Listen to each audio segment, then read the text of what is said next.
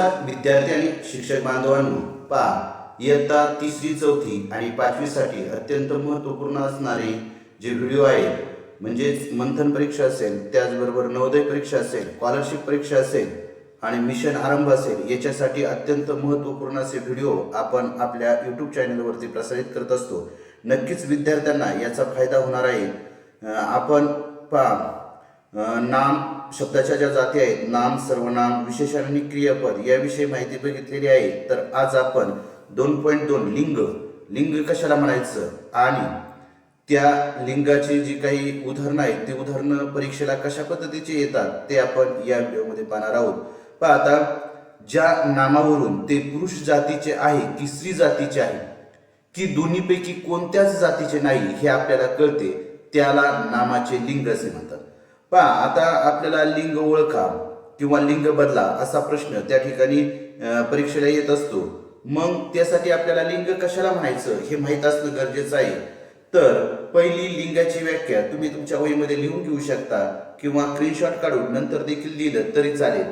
पहा ज्या नामावरून ते पुरुष जातीचे आहे की स्त्री जातीचे आहे की दोन्हीपैकी कोणत्याच जातीचे नाही हे आपल्याला कळते, तेव्हा त्याला नामाचे लिंग असं म्हणायचं। पहा आता ज्या नामावरून पुरुष जातीचा बोध होतो ते पुल्लिंग असते।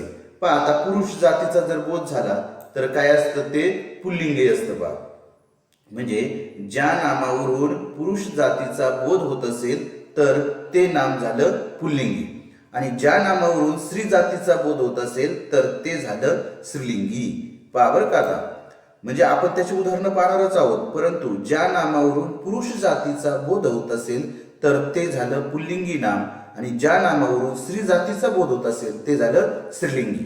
बरोबर।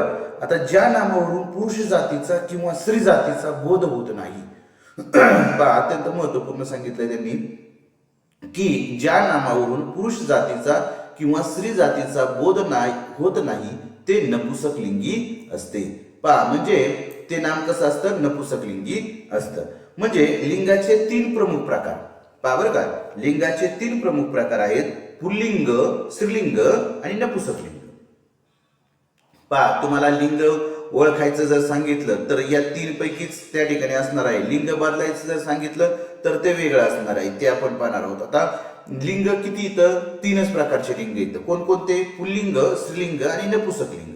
लक्षात ठेवायचंय सर्वांनी आणि व्यवस्थित लिहून बी घेऊ शकता तुम्ही की लिंगाचे 3 प्रकार, पुल्लिंग, स्त्रीलिंग आणि नपुसकलिंग। बरोबर।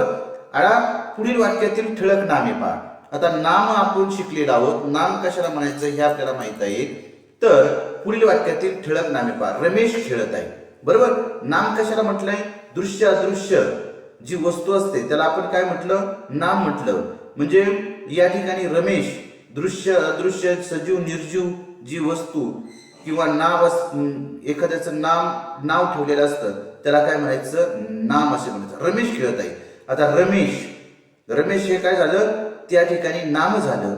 आता आपण काय म्हणतो रमेशला, तो, ती, ते, तो रमेश। काय म्हणतो, तो रमेश, तो रमेश। पहा तो यामुळं आपल्याला लक्षात येतंय की रमेश हे काय आहे, पुल्लिंग आहे। काय आहे, म्हणजे पुरुष जातीचा बोध होतोय। कोणत्या जातीचा बोध होतोय, पुरुष जातीचा, तो रमेश। आता परी धावत आहे। पहा आता या परी धावत आहे याच्यामध्ये परी हे नाम आहे। बरोबर। आता परी आपण तो परी म्हणतो का, नाही, तर ती परी, काय, ती परी। म्हणजे या तीवरून आपल्या लक्षात येतंय की स्त्रीलिंगी आहे। बरोबर। काय आहे, स्त्रीलिंगी आहे। म्हणजे पुल्लिंगी नामाचा उल्लेख तो या शब्दाने केला जातो। पहा बरं का, आता पुल्लिंगी नामाचा उल्लेख तो या शब्दाने केला जातो आणि स्त्रीलिंगी नामाचा उल्लेख ती या शब्दाने केला जातो।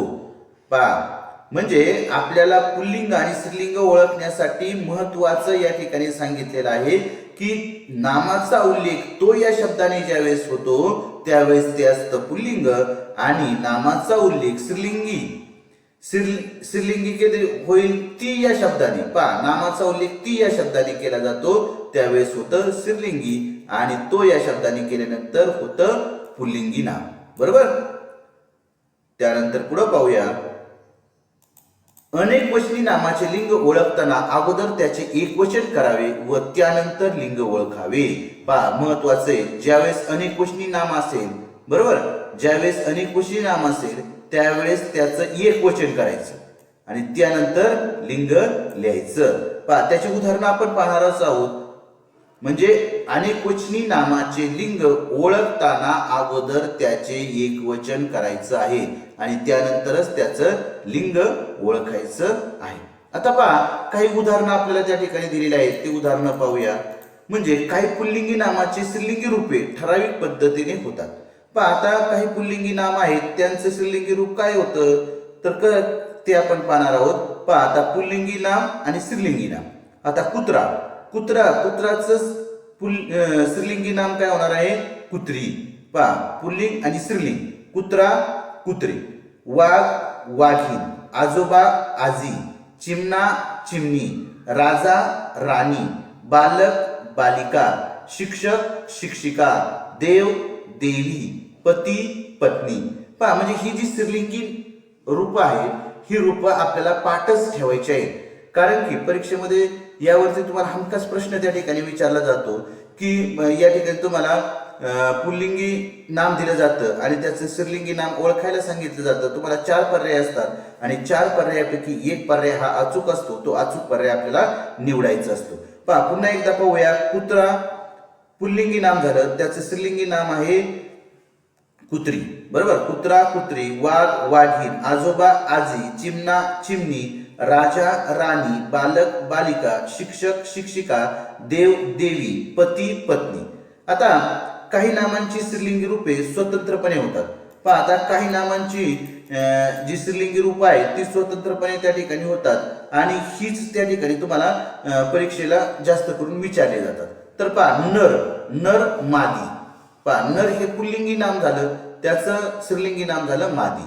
बैल गाय, नवरा बायको, आई वडील, मोर लांडोर. पहा बऱ्याचशा परीक्षेमध्ये या ठिकाणी मोर आणि लांडोर हा प्रश्न त्या ठिकाणी विचारला जातो. कारण की मोर हे पुल्लिंगी नाम झालं, त्या पुल्लिंगी नामाचं स्त्रीलिंगी नाम आहे लांडोर.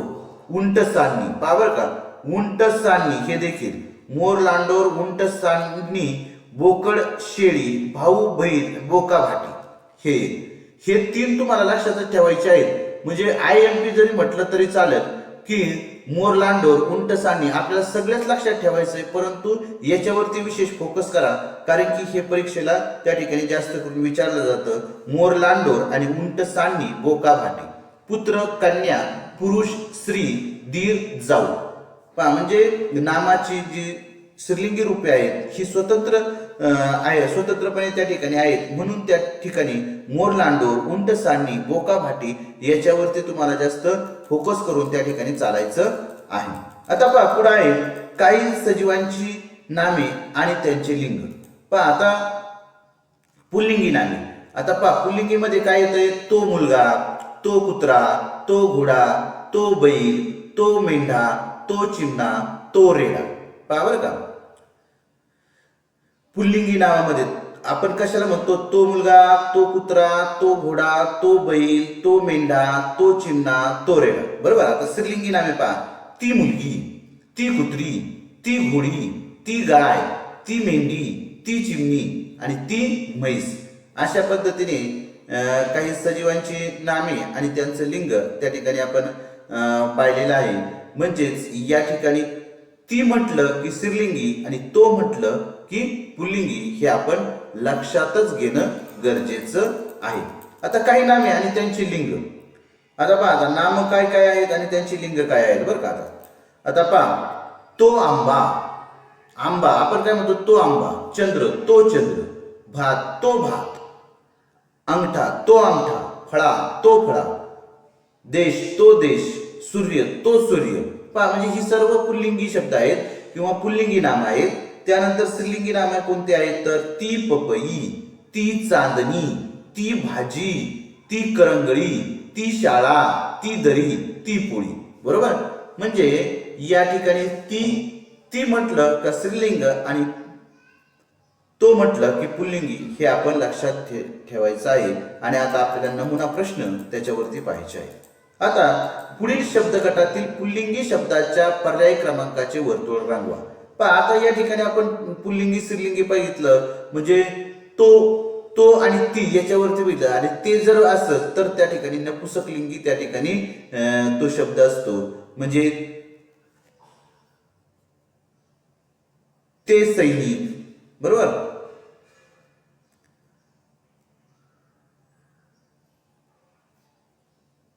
पहा आता नमुना प्रश्न आपल्याला त्या ठिकाणी पाहायचे आहेत. या नमुना प्रश्नामध्ये असे नमुना प्रश्न आणि अशाच पद्धतीचे प्रश्न तुम्हाला विचारले जातात.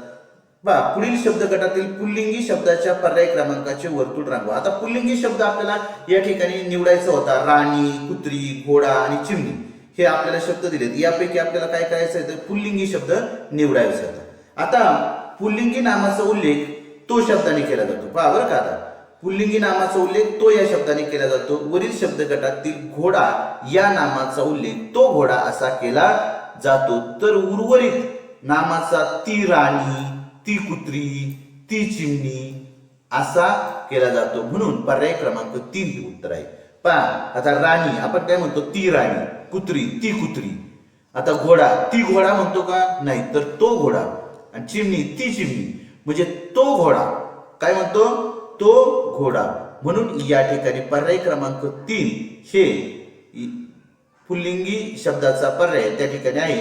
म्हणून पर्याय क्रमांक 3 चं वर्तुळ त्या ठिकाणी रंगवलेलं आहे. आता पुढे पाहायचंय आपल्याला. आता सराव संच पुढील प्रत्येक शब्द गटातील पुल्लिंगी शब्दाच्या पर्याय क्रमांकाचे वर्तुळ रंगवा. आता पुल्लिंगी शब्द आपल्याला ओळखायचा आहे तर पोळी, दरी, भाजी आणि चंद्र. पहा आपण काय म्हणतो ती पोळी, ती दरी, ती भाजी पण ती चंद्र म्हणतो का नाही तर तो चंद्र काय म्हणतो तो चंद्र म्हणजे पर्याय क्रमांक 4 हे पुल्लिंगी नाम आहे. म्हणजेच या ठिकाणी हे जे 4 नंबरचा जो रकाना गोल आहे तो गोल आपल्याला या ठिकाणी या पद्धतीने फिल करावा लागणार आहे. बरोबर. ओके. पहा आता पुढे आहे आंबा, पपई, चांदणी आणि कुत्री. बरोबर. आता आंबा आपण काय म्हणतो तो आंबा पुल्लिंगी आपण सांगितले तो वरून या ठिकाणी नामाचा जर योग्य बोध झाला तर ते झालं पुल्लिंगी म्हणजे तो आंबा लगेच बोध होतो तो आंबा. तो पपई होईल का नाही, तो चांदणी होईल नाही, तो कुत्री होईल नाही, ती पपई, ती चांदणी, ती कुत्री म्हणजे ते स्त्रीलिंगी झालं. त्याच्यामुळे आपल्याला काय आंबा हे उत्तर आपलं अचूक आहे. त्यानंतर आई, घोडा, बैल, शेळी. पहा ती आई, ती घोडा नाही तो घोडा, ती बैल, ती शेळी म्हणजे तो घोडा याच्यावरून पुल्लिंगी शब्दाचा या ठिकाणी उल्लेख होतोय. म्हणजेच या ठिकाणी पर्याय क्रमांक 2 हे या तिसऱ्या प्रश्नाचं उत्तर असणार आहे. म्हणजे पर्याय क्रमांक 2 हा त्या ठिकाणी आपल्याला गोल करायचा आहे. त्यानंतर आजी, देवी, चिमणा आणि राणी. पण आपण तो ती लावून बघायचं ती आजी, ती देवी, तो चिमणा, ती राणी म्हणजे तो या ठिकाणी काय येतंय चिमणा म्हणजे चिमणा हे काय झालं त्या ठिकाणी पुल्लिंगी शब्दाचा पर्याय झाला. त्यानंतर वाहक, मुलगी, गाय आणि मादी. पाहता तो वाहक, ती मुलगी, ती गाय, ती मादी म्हणजे तो वाहक म्हणजेच या ठिकाणी वाहक या शब्दावरून पुल्लिंगी शब्दाचा उल्लेख होतोय. म्हणून या ठिकाणी पर्याय क्रमांक 1 हे त्याचं उत्तर. या ठिकाणी याचा 1 या पर्यायावरती आपल्याला गोल करायचं आहे. त्यानंतर पुढे कशा पद्धतीचे आणखी प्रश्न विचारले जाऊ शकतात तर पुढील शब्द गटातील स्त्रीलिंगी शब्दाच्या पर्याय क्रमांकाचे वर्तुळ रंगवा. आता स्त्रीलिंगी आपल्याला शब्दाचा पर्याय क्रमांक रंगवायचा आहे. तर पहा फळा, घोडा, चिमणी, भाग. आता तो फळा, तो घोडा, ती चिमणी आणि तो भाग म्हणजेच या ठिकाणी ती वरून कोणत्या नामाचा योग्य त्या ठिकाणी उल्लेख होतोय तर ती चिमणी. काय ती चिमणी. म्हणून या ठिकाणी या प्रश्न दुसरा त्यातला उपप्रश्न 1 त्याचं उत्तर आहे पर्याय क्रमांक 3. म्हणजेच या ठिकाणी हे जे तिसरं जे गोल आहे तर गोल आपल्याला या ठिकाणी काय करायचं आहे व्यवस्थित त्या ठिकाणी गोल करायचा आहे. म्हणजेच त्या ठिकाणी पर्याय क्रमांक 3 हे काय आहे अचूक उत्तर आहे. म्हणजे अशा पद्धतीने आपण पेनाच्या सहाय्याने व्यवस्थित तुमच्या प्रश्नपत्रिकेमध्ये गोल करू उत्तरपत्रिकेमध्ये गोल करू शकता. त्यानंतर शाळा, कुत्रा, बैल आणि रेडा यापैकी स्त्रीलिंगी आपल्याला शब्द ओळखायचा आहे. पहा आता ती शाळा, तो कुत्रा, तो बैल, तो रेडा, म्हणजेच या ठिकाणी शाळा, ती शाळा, म्हणजेच पर्याय क्रमांक 1 हे अचूक आहे. शाळा हे काय आहे, स्त्रीलिंगी शब्द आहे. त्यानंतर अंगठा, चंद्र, चांदणी आणि देश. पहा, तो अंगठा, तो चंद्र, ती चांदणी आणि तो देश, म्हणजे ती चांदणीवरून आपल्या लक्षात येते की चांदणी हा शब्द कसा आहे, स्त्रीलिंगी आहे. त्यानंतर घोडी, मेंढा, चिमणा आणि सूर्य.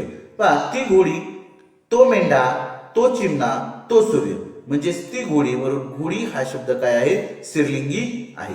त्यानंतर नर, बायको, उंट आणि मोर.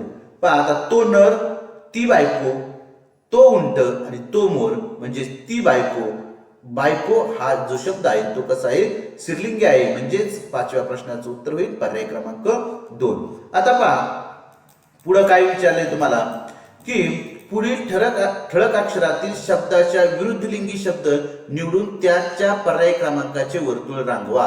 पहा, आता राजा, राजाच्या विरुद्धलिंगी शब्द काय आहे, राजा, राणी. का, राजा, राणी. रावण होईल का, राजी होईल का, कन्या होईल का, नाही. तर पर्याय क्रमांक 1 चं वर्तुळ आपल्याला काय करावं लागेल, रंगवावं लागेल. कारण की राजाच्या विरुद्धलिंगी शब्द आहे राणी, म्हणजे राजा आणि राणी हे या ठिकाणी आपल्याला पर्याय क्रमांक 1 चं वर्तुळ त्या ठिकाणी व्यवस्थित पेनाच्या साहाय्याने रंगवायचं, म्हणजेच आपलं उत्तर त्या ठिकाणी अचूक असणार आहे. त्यानंतर वाघ. पहा बरं का, वाघ, वाघी, वाघीण, वाघ्या आणि मुरळी. पण आता या ठिकाणी विरुद्धलिंगी शब्द काय आहे, वाघचा वाघीण. कोणता आहे, वाघीण, वाघ, वाघीण. त्यानंतर बैल, बैलच्या विरुद्धलिंगी शब्द आहे गाय, म्हणजे पर्याय क्रमांक 3 करेक्ट, बैल, गाय. आता आजी, आजी, आजोबा, आजी, आजोबा, त्याच्या विरुद्धलिंगी शब्द आजीच्या आजी, आजोबा. वडील, आई, वडील, आई. पहा बरं का, व्यवस्थित आपल्याला व्यवस्थित ऐकायचं आहे, व्यवस्थित लक्षात ठेवायचं आहे. त्यानंतर आता पहा, आपण याला वचन पाहायचं आहे, तर वचन आपण दुसऱ्या याला पाहूया.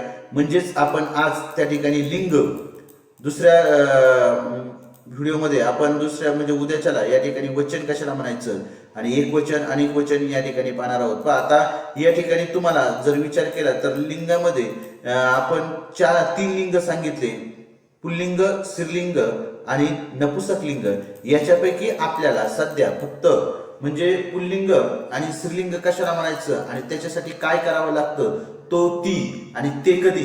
बरोबर, तो कधी जर पुल्लिंगी असेल तर तो, स्त्रीलिंगी असेल तर ती आणि ते कधी तर जर नपुसक लिंगी असेल तर ते. अशा पद्धतीने या ठिकाणी आपण आज लिंग कशाला म्हणायचं अत्यंत महत्वाची हे जे आहे ते लिंग पाहिलेले आहेत. जर तुम्हाला हा व्हिडिओ आवडला असेल तर आपला जो चॅनल आहे VPN एज्युकेशनल गुरु या चॅनलला तुम्ही नक्कीच सबस्क्राईब करा.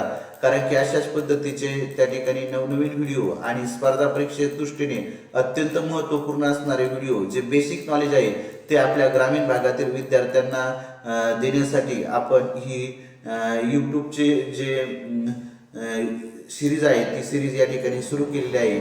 म्हणजे लिंग, या लिंगातील ज्या नामावरून पुरुष जातीचा बोध होतो ते पुल्लिंग आणि ज्या नामावरून स्त्री जातीचा बोध होतो ते स्त्रीलिंग आणि ज्या नामावरून पुरुष जातीचा आणि स्त्री जातीचा बोध होत नाही ते नपुसक लिंगी असतं. या नपुसक लिंगाची माहिती आपण पुढच्या वेळेस त्या ठिकाणी पाहणार आहोतच. परंतु आज आपण पुल्लिंग आणि स्त्रीलिंग त्याची उदाहरणं आणि त्या ठिकाणी परीक्षेला कशा पद्धतीचे नमुना प्रश्न येऊ शकतात ते देखील या ठिकाणी पाहिलेला आहे. हा व्हिडिओ जास्तीत जास्त तुमच्या विद्यार्थ्यांना त्या ठिकाणी शेअर करा. कारण की लिंगासंबंधीच्या सर्व ज्या अडचणी आहेत त्या अडचणी त्या ठिकाणी दूर होण्यासाठी या व्हिडिओचा नक्कीच त्या ठिकाणी उपयोग होणार आहे. आणि जर काही तुमच्या अडचण असतील तर तुम्ही कमेंटमध्ये त्या ठिकाणी देऊ शकता. अशा पद्धतीने आपण या सर्व ग्रामीण भागातील जे विद्यार्थी आहेत ज्यांना ऑनलाईन क्लास त्याचबरोबर त्या ठिकाणी ऑफलाईन क्लास लावू शकत नाही अशा विद्यार्थ्यांसाठी हा आपण प्लॅटफॉर्म घेऊन आलेलो आहोत. आणि नक्कीच या तुम्हाला तो आवडेल असं या ठिकाणी मी खात्री बाळगतो आणि थांबतो. धन्यवाद, धन्यवाद.